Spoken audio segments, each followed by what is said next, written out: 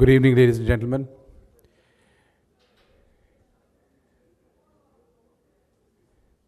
I have three simple things to do. One, to welcome you. Two, to say a few things.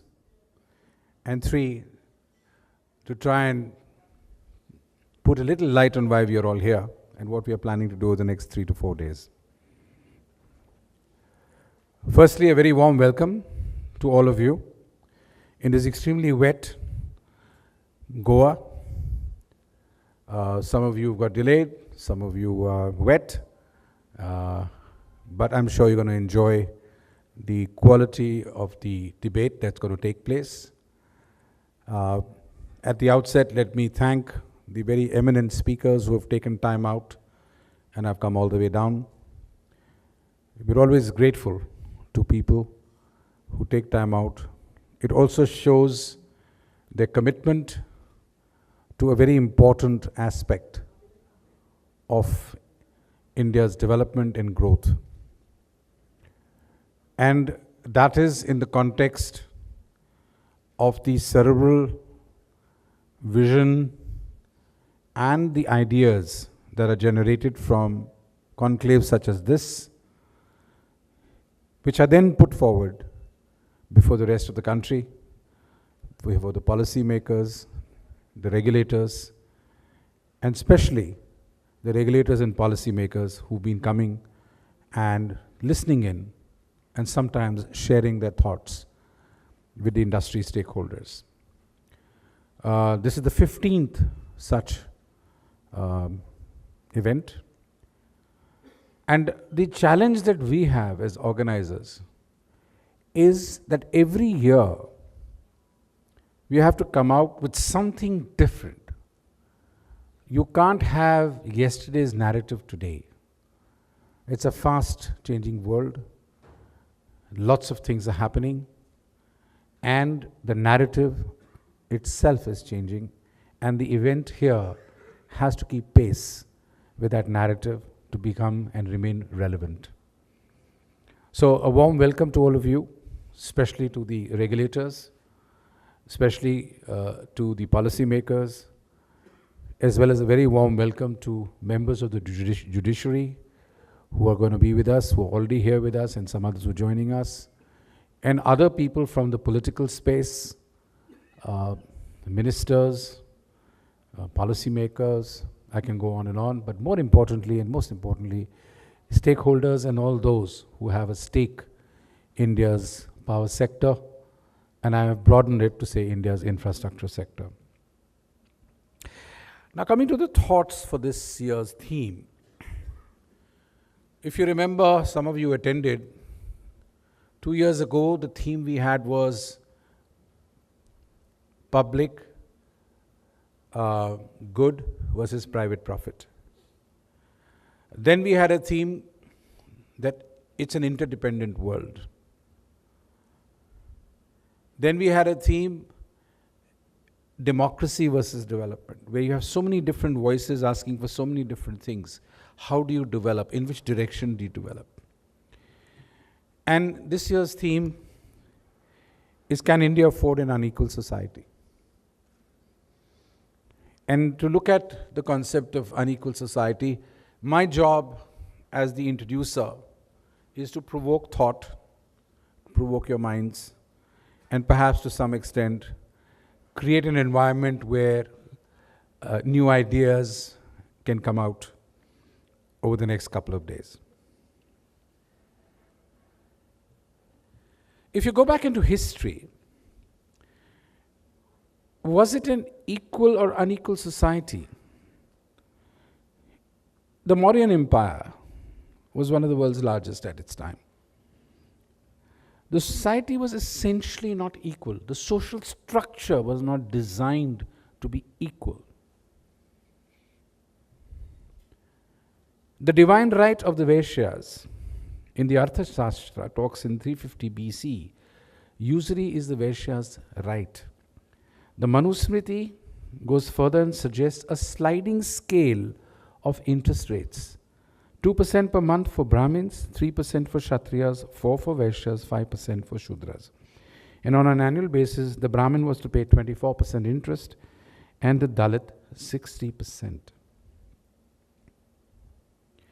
However, in spite of this sliding scale, you find a very interesting phenomena that before you start the Durga Puja, upper caste Brahmins are supposed to go and take soil from the homes of local prostitutes. They were called courtesans in the olden days. And that is mixed with the statue of the Devi, which is then worshipped by everybody across the board. So in a sense, you have at one end inequality. On the other hand, you have perhaps a levelizer somewhere. And so therefore there is some kind of integration which is woven into tradition, into culture. Then we move to the time when Alexander arrives. And what came with him was something completely new. It was a Western philosophy centered around the idea of one life. And it came for the first time in contact with the contrasting ideas of multiple lives and the rebirth narrative. Then you have the Kushan Empire. The origins apparently are Chinese. They ruled parts of India. And through Buddhism, they spread early values of moderation and equality. And that formed the basic tenet of the religion.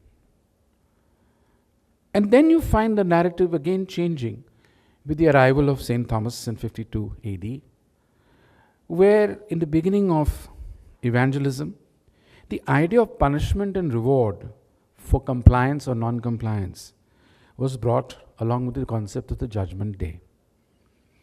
Again, the narrative changed. And in the Indian society under Christian philosophy, usury is banned or was banned under the Catholic tradition. In the era of Islamic conquest, you found something very interesting. Muslim conquests happened much before, but broadly between the 12th to 16th centuries, in the spread of Islam, two new concepts arrived along with others. One was the concept of zakat, where if I have earned 100 rupees, through my religious this thing, I am instructed, ordered, it's mandatory for me to share 4% or whatever percent of my money with the poor. So again, a distribution or a redistribution of wealth or a sense of equality started coming in. And very interesting that it also had the same principles that living off interest was haram. So contrast this with the early concepts in India of the divine right of the Vaishya to charge interest versus the concept of lending and living off interest was haram. Islam's most notable expansion of trade, the reason why it expanded like crazy was because of basically trade. And it also brought around, in a sense, a sharing of equality, because the Shudra, if he converted to Islam, could stand next to a billionaire and offer his namaz equally. So a sense of equality began to be created in a society which was perhaps structured to be hierarchical. Initial periods of plunder, if you see, quickly show us between the 11th, 12th century and otherwise, between the Muhammad Ghaznis and the Ghoris of the world, it was not just destruction of buildings and looting. It was also the business of, if I may say so, destruction of institutions, of libraries, of knowledge banks, of culture, wiping out what was there before so that the new can replace the old. In the Mughal era, if you find, it was for the first time that perhaps, in case of Akbar marrying a Hindu lady, or Tansen in Akbar's court, that integration in interreligious marriage was initiated. And it was for the first time an attempt was made towards acceptance of multicultural, multi-religious, multi-plural society coexisting together. And at a later stage, most of Akbar's darbar, with the earlier on, were dominated by Arabs, and Persians were taken over by the Indian converts to Islam. Sufism also started reaching its peak. In this famous treaty, on the 7th of June 1494, Pope Alexander divided the world into two parts. One was given to the Spanish and one to the Portuguese. And he laid down the line, and it was decided that this is how the future would be. The rise of the Protestant movement in reaction to this resulted in bringing in concepts like modern education, tolerance, free speech, and it brought a concept of democracy to India. Very alien concepts from the original process. European settlements in India from the 15th century onwards, whether they were Dutch, the Portuguese, the French, as also the British, were making their own fiefdoms in India, with the indigenous people becoming second-class citizens in their own country. And this is the most interesting part. During the Company Sarkar days, Queen Elizabeth gave a charter in the year 1600, and it became one of the most powerful organizations in the world. It was a private limited company, the East India Company. And this is very important because I'm connecting it back to public-private partnership and public good versus private profit, and the fact that we're going to talk about it as we go along the next 4 days. The rule of the British East India Company commenced in 1757, finished in 1858, and it led to the establishment of a new class system in the subcontinent, which included British, the Anglo-Indians at the top of the echelon, followed by Indians with their own caste hierarchies. So now you had a whole new set of pecking order, if you like. Then from 1909, you look and you find that the British Empire was really half controlling India. The rest of it is controlled by the princely states or thereabouts. And the arrival of the British Raj and the imposition of the English contract law in India. You must be wondering, where is all this leading to? The concept originally, culturally, that we are used to, or were used to, or were taught, was the Raghukul Reet Sada Chali Ai, Pran Jai Par Bachan Na Jai. And so therefore, my word is so important that I'm willing to lay down my life because I gave you my word. And once I give you my word, I will honor it. My word is absolutely the ultimate. It's the sanctity of my word is most important. It got replaced somewhere along the line by the idea of I have as much right to enforce or renege on my contract as long as I make a profit. The value of word was replaced by the concept of profit. And this, ladies and gentlemen, was a turning point. And it is critical for us today as we sit in this auditorium discussing private financing of infrastructure. The East India Company and a little beyond got private finance from very famous people, including the Rothschild brothers, to finance the Indian railways at 5% bonds. So there was this concept of getting private money into infrastructure run by another private company. And obviously it was meant for different purposes, not exactly transporting the public, but to expand their empire. But it was financeable. It was financed because it was a sanctity of contract. Then the narrative changed again. From an era of cultural assimilation to an era of partition, the narrative changed. And it did not matter anymore who you are. Now all of a sudden what mattered was, what was the religion you followed? Or what were your belief systems?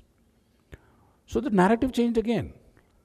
From where we were talking about assimilation and living together, a multi-plural, multicultural society, it has changed then to what caste or religion you're from. Then British India got divided over a period of time. Myanmar, Bangladesh, Pakistan, Sri Lanka, whatever, on various reasons, various parts of history. And in 1947, we had the Nehruvian socialism as the hallmark of India's development model, where the state played the pivotal role. And according to me, in the power sector, the state still plays the pivotal role. And that was the main engine or the driver of the economy.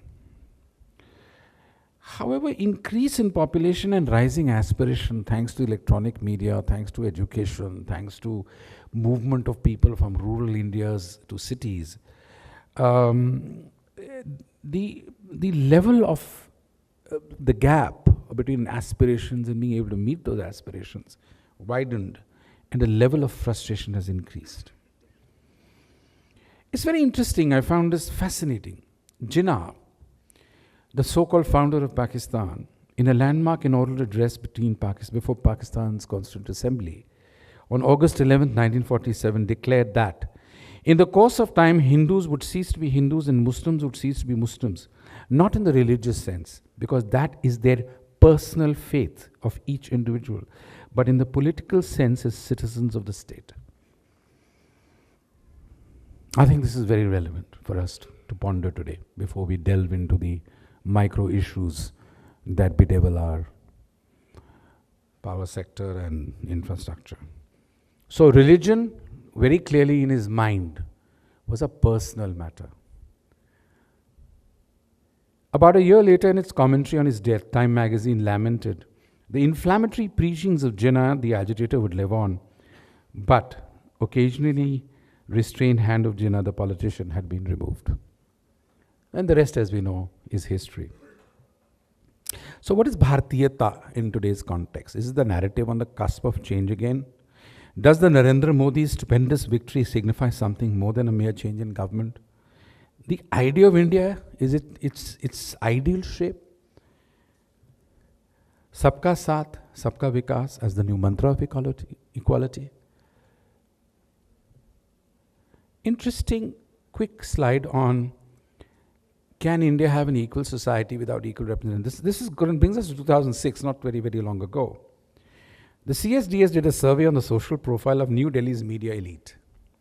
Of the 315 key decision makers surveyed from 37 Delhi-based Hindi and English publications, 90% of decision makers in the English language print media and 79% in television were found to be upper caste. Of them, 49% were Brahmins. Not one of the 315 was a Dalit or an Adivasi, and I would like to add maybe even a scheduled tribe or a caste. And only 4% belonged to the caste designated as Shudra, and 3% were Muslims. Is it an unequal society? From whose point of view?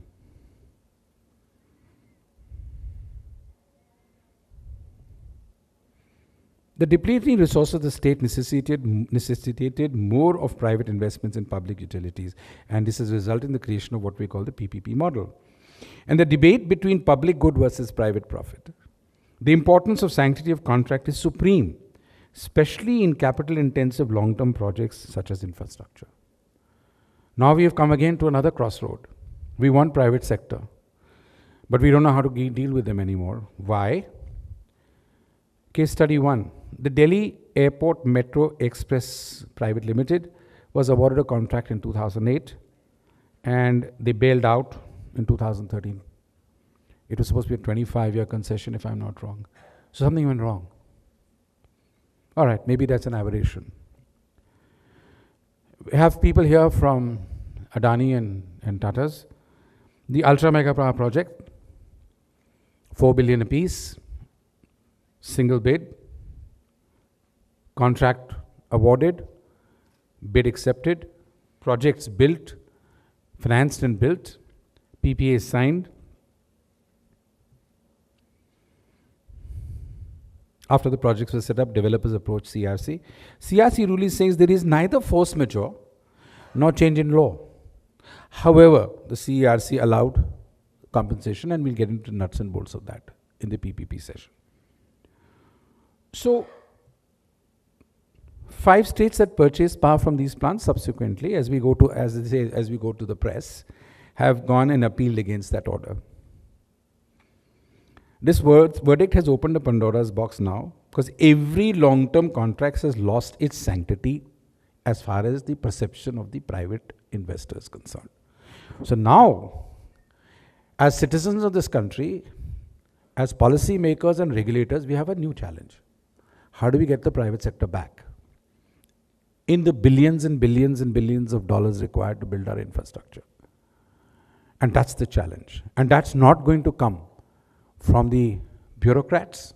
That's not going to come from regulators. That has to come from the private sector. So what is it that you need to fix that?